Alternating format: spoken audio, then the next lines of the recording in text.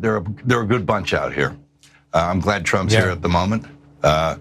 It's like daddy arrived and he's taking his belt off, Sees the numbers, he'll figure a way to do it. It's not just gonna be that. I mean, when Americans see deportations or repatriations happen, they're gonna be like, thank you. When they see the border closed, they're gonna say, this is what I voted for. When they see peace starting to break out again around the world, they're gonna be like, this is the stability that we were asking for. Daddy's back, and that's what you're gonna see. So if you allow your hormone-addled 15-year-old daughter to slam the door of her bedroom and give you the finger, you're gonna get more of it. And those kids are gonna wind up in rehab. It's not good for you, and it's not good for them. No. There has to be a point at which dad comes home. Dad comes home. And he's pissed. Okay, so you probably remember that. Tucker Carlson goes on to describe in detail Donald Trump spanking a young girl. It's disgusting. I mean, that should have clinched the election in the other direction. But you heard the cheers there. The right loves this stuff. They love a bunch of grown men calling Donald Trump daddy. Now, it's not just grown men. Lauren Boebert also tweeted daddy's home. She understands, I guess, her role in this movement. I don't know why she's okay with it, but whatever, that's who she is. So that's what she's doing. And to really understand why they've jumped to the whole daddy thing, we'd probably have to exhume Freud's corpse, but we're not gonna do that. But we do have some current day academics that are hypothesizing why it is that they are so hot to call him daddy. And Mel Gibson couldn't wait to say that in that clip. Well, we have a professor of history and Italian studies who said, strong men model themselves and will be whatever they need to be to get to power because they have no morals. They're just about getting control. He also told these people that he loved them, that they were the forgotten. There's a sense that he's not just going to represent them, he's going to protect them and take care of them. And that sort of taps into, I think, a really fundamental, longstanding bit of projection from the right that the left wants, I forget what terminology they use, but they want basically the government to be their parent. They want it to be their mother or whatever and take care of them. But they are racing to say that they just want to be taken care of. They just want to be protected, all of that. And so again, more projection like we expect out of them.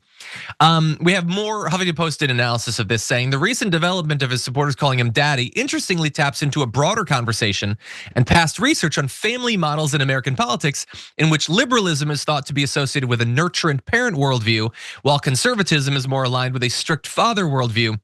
That's a reference to the work of George Lakoff, his book Moral Politics, which just so happens to be literally the area of work that I did when I was in political science academia. And I think there's a lot of evidence to that. But they really do seem to just want to have one person who gets to decide everything. They make the decisions. So long as they're doing the punishing mainly of the people that I don't like or I'm afraid of or I'm jealous of or suspicious of, then I'll bow down and let them do anything. And the fact that it is this movement of guys that describe themselves as alphas who are so willing to beta themselves to people like Donald Trump is also deeply weird, but they are okay with it, I guess. I'm gonna give you just one more quote. This is from Jane Junn, professor of political science and gender and sexuality studies, says, as it relates to Trump, they said that Trump's rhetoric is consistent with the idea that he wants to be seen as a leader who, quote, knows best. I think the origin for his supporters is probably more about authoritarian control by a man, a single man, a strict father, Jacob Nielsen says, that's to be obeyed without a question. And so the issue there is that if you are going to choose one person who knows best, we've gone wildly off course in the quest for that. Donald Trump perhaps knows worst of everyone what the government should do. I mean, just look how he's acted ever since he found out what a tariff was. I didn't say he understood what a tariff was, but he found out that it's a thing you can threaten to do. And so he's gonna go out and he's gonna punish people. He's going to figuratively spank them or whatever by stripping away their rights, stripping away their citizenship, the sort of authoritarian stuff that we don't want to see in our country, Sharon, but they are cheering it as it comes. What do you think? This is, we're getting really close to the definition of a cult here about this behavior, okay? These are the same people that prior to Donald Trump ascending to the American presidency would have said, stay out of my business, stay out of my marriage, my life, my everything. You don't have the free will, right down to, and I understand that there was a shift in the parties over time, but these were the same people who said the federal government should have nothing to do with our right to own slaves and the labor and the like. That's what certain people believe. I deserve to be free to do as I wish. But now you're doing this very cult-like, strange thing where you've all but hitched a ride on the Hail Bop. Okay, that's you're almost there, and I think it's nutty, it's cult-like, it's indoctrination, and they're so far gone. I don't know what else to do about it. Even acting against their own interest here and that of women. Yeah, 100%. I don't know how they're not embarrassed. Like Mel Gibson and Byron Donalds and Tucker Carlson, like they have to at least in private think of themselves as men, right? Still. And then they go out and act like that. It's so, and look, again, it was something that was talked a lot about early on in the election.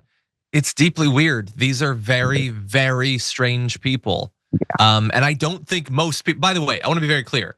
I don't think most people, I don't think the independents who might have voted for Donald Trump like any of this. I think that they would think it's as weird and beta or whatever term you want to use as we say, but the base, man, they just love it. And it's so strange. And more important than being strange, it's worrying because the sort of movements that support these sorts of leaders, they allow almost anything. Like they don't have a spine. They don't have true values. Like they will sit by as he does absolutely terrible things. And maybe we'll be lucky as a country and we won't get to, whatever the darkest future you could perhaps envision. But if we do take steps towards that, a significant portion of the population will just passively accept it because they've trained themselves to be okay with so much of this.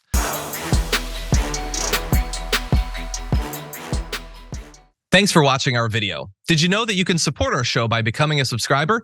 Just click the subscribe button and also ring the bell so that you get notifications when we're live or when we post new content.